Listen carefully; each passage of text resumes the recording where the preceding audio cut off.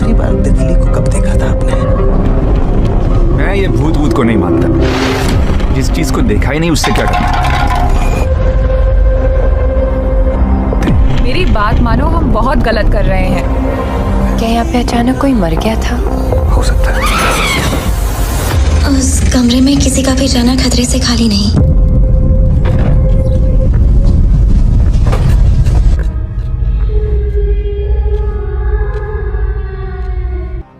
प्रेमा अब तक पूरी तरह से डर चुकी है और उसको कुछ समझ भी नहीं आ रहा था क्योंकि उसकी दोस्त रीमा भी अभी तक नहीं आई थी।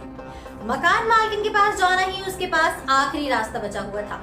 सुबह उठकर प्रेमा सबसे पहले अपनी मकान मालकिन के पास जाती है। वो अब तक जो भी हुआ उसके बारे में उसको बताती है और कहती है कि आपने मेरे पास वाला कमरा किसी को दिया है क्या? और वो कुछ अजीब लड़की है जो रात को 3 बजे उठकर गाना गाती है। उसकी वजह से मेरी पढ़ाई भी डिस्टर्ब हो रही है।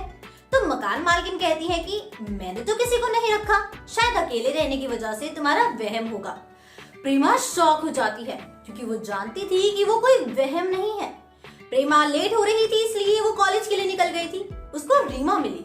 उसने रीमा को ये सब कुछ बताया तो उसने कहा कि पास में एक मेरे दोस्त का घर है, तो अब हम वहां चल के रह सकते हैं। प्रेमा भी अब वहां रहना नहीं चाहती थी। प्रेमा 7 दिन से घर नहीं गई थी इसलिए उसके पास मकान मालकिन का बार बार कॉल आ रहा था। तो उसने घर पर होने का बहाना मार दिया और अपने घर वालों को भी बता दिया था कि उसको उस पीजी में कुछ अच्छा नहीं लग रहा है। उसके पापा नहीं चाहते थे कि प्रेमा ये सब कुछ सोचे, इसलिए उन्होंने प्रेमा को समझाया कि ऐसा कुछ नहीं होता, वो इस सब पर ध्यान न दे और कोई नया रूम ढूंढ ले। अब रीमा और प्रेमा दोनों ही नया पीजी ढूंढने लगी थी। 4 दिन के बाद उनको एक पीजी मिल गया और वो दोनों वहां के बारे में पूरी जांच पड़ताल करके वहां शिफ्ट हो गई थी। प्रेमा का कुछ जरूरी सामान अभी उसके पुराने पीजी में ही था, इसलिए रीमा, प्रेमा और उनके कुछ दोस्त वहां सामान लेने के लिए गए थे। प्रेमा जैसे ही वहां पहुंची, गेट पर ताला लगा हुआ था।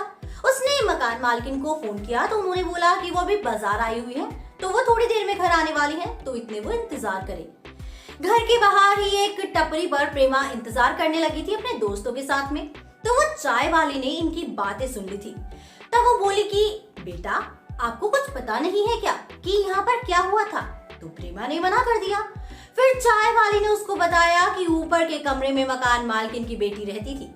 बड़ी प्यारी बच्ची थी, सबसे हंस के बात किया करती थी। लेकिन एक दिन अचानक से खबर आई कि उसने सुसाइड कर ली है।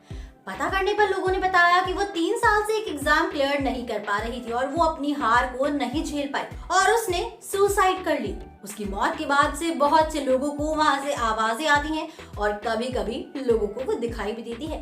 प्रेमा पूरी तरह से श्योर थी कि उसको अब यहाँ से कुछ नहीं लेना और वो नहीं जाएगी अब इस घर में।